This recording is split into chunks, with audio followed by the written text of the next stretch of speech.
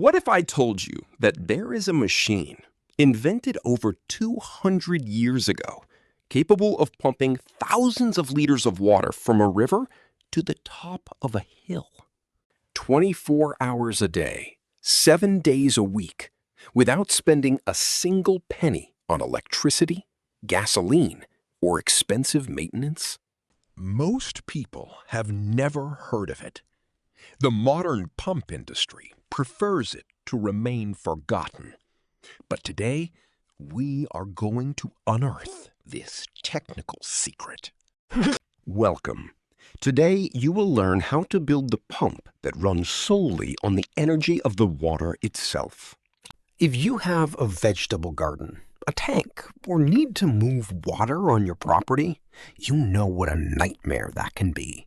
Electric pumps require cables, circuit breakers, and of course, an electricity bill that never stops rising. Gasoline pumps are noisy, polluting, and require you to constantly transport fuel. And worst of all, both are designed to fail. A small power surge or a 5-cent electronic component shuts down your system. The secret of the hydraulic ram is not magic. It's pure physics. It all comes down to a phenomenon that plumbers hate, but that we are going to learn to use: the water hammer.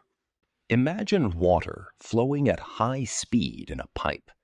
It has kinetic energy. It wants to keep moving.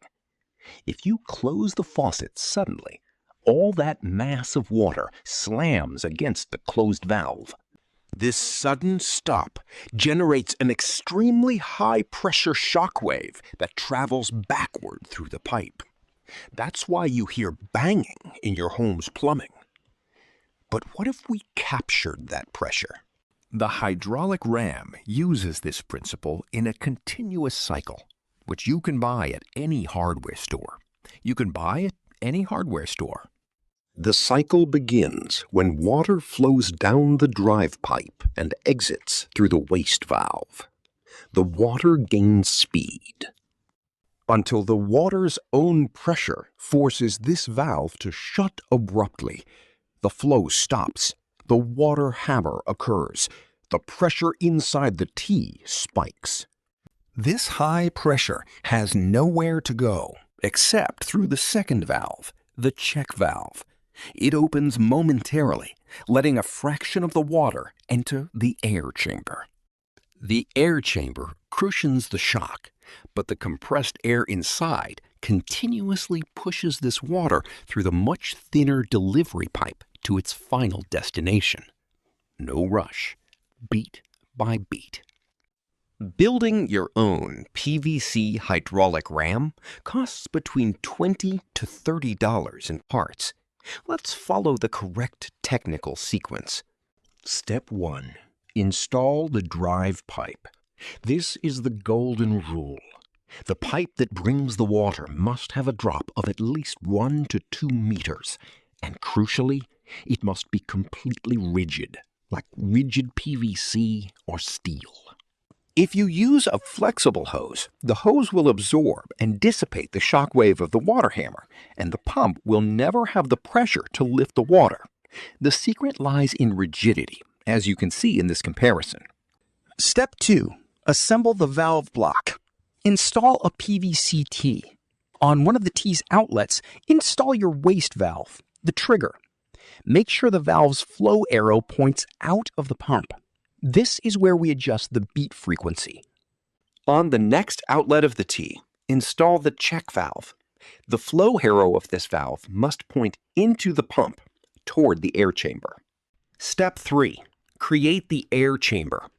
Right after the check valve, mount a wide PVC pipe closed at the top, or use a sturdy plastic bottle. This reservoir must be filled with air, which will be compressed beat by beat. Step 4. Delivery outlet. Finally, at the outlet after the air chamber, connect the thinner hose that will go up to your elevated tank.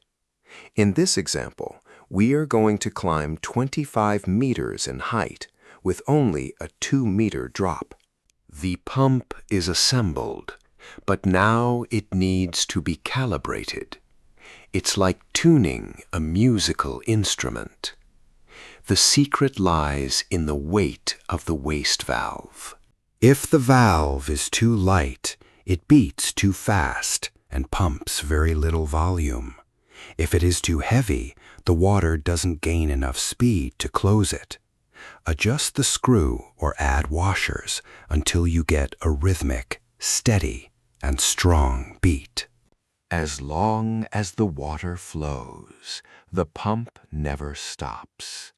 A $30 investment that saves you thousands in energy over a lifetime and drastically increases your property's self-sufficiency.